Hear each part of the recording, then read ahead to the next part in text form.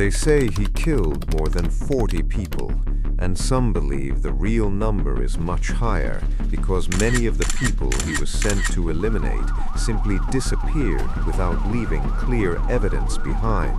And in the chaos of the 1990s Russia, where crime and power were deeply connected, not every убийство was investigated properly or even recorded.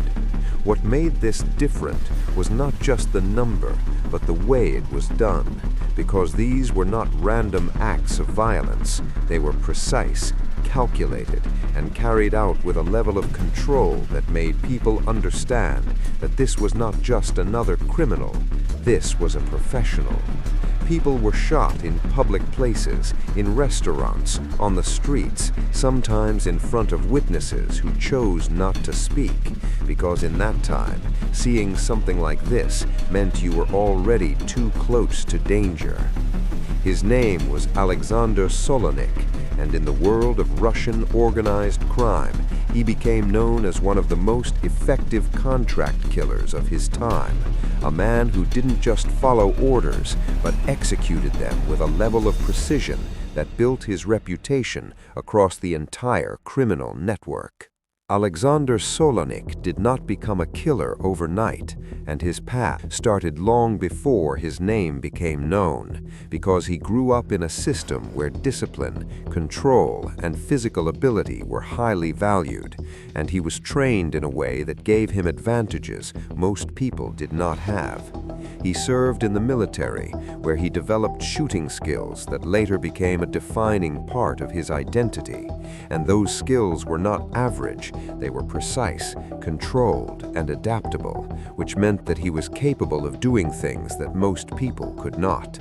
After his military service, his life did not follow a stable or legal path, and instead of moving into a normal profession, he became involved in criminal activities that eventually led him into contact with organized crime structures.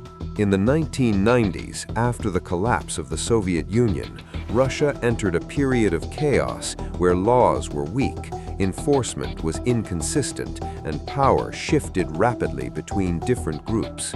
And this environment created opportunities for people who were willing to operate outside the system.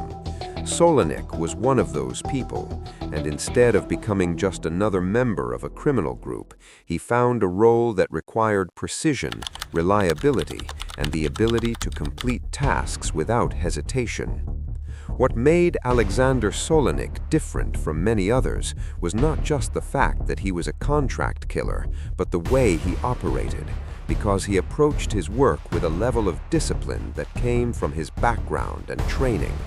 He was known for his ability to use firearms with both hands, something that is extremely rare and difficult to master, and this allowed him to react faster and adapt in situations where most people would hesitate. His targets were not random individuals. They were often connected to organized crime, business conflicts, or power struggles between different groups, which meant that every operation had a purpose and was part of a larger system. He did not act impulsively, and he did not take unnecessary risks. Instead, he focused on efficiency, planning, and execution, which made him valuable to those who needed someone reliable. In many cases, the people he was sent after were already aware of the danger, but awareness did not guarantee safety, because when someone like Solonik was involved, the outcome was often decided before the situation even began.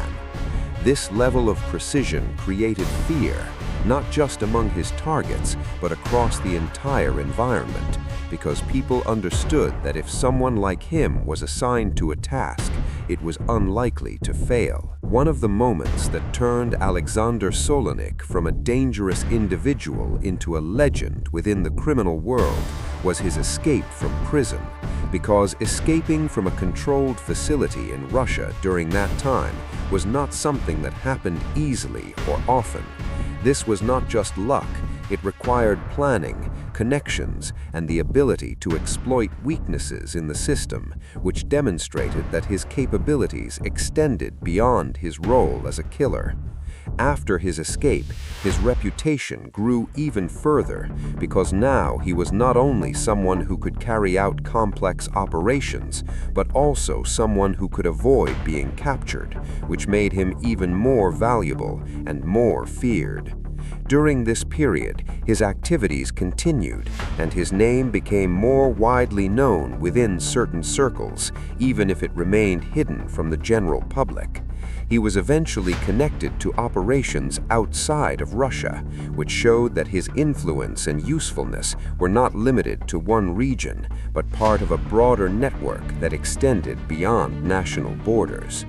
This combination of skill, adaptability, and survival created a figure that was no longer just an individual, but a symbol of a specific time in Russian organized crime. Despite everything, no system lasts forever, and even individuals who operate at the highest level eventually face consequences, and Alexander Solonik was no exception.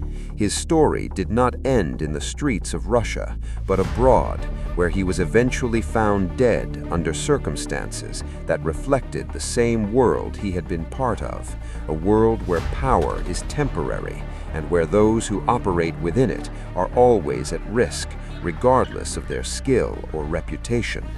His death did not erase his story, because by that point, his name had already become part of the narrative of the 1990s, a period defined by chaos, rapid change, and the rise of organized crime structures that filled the gaps left by a collapsing system.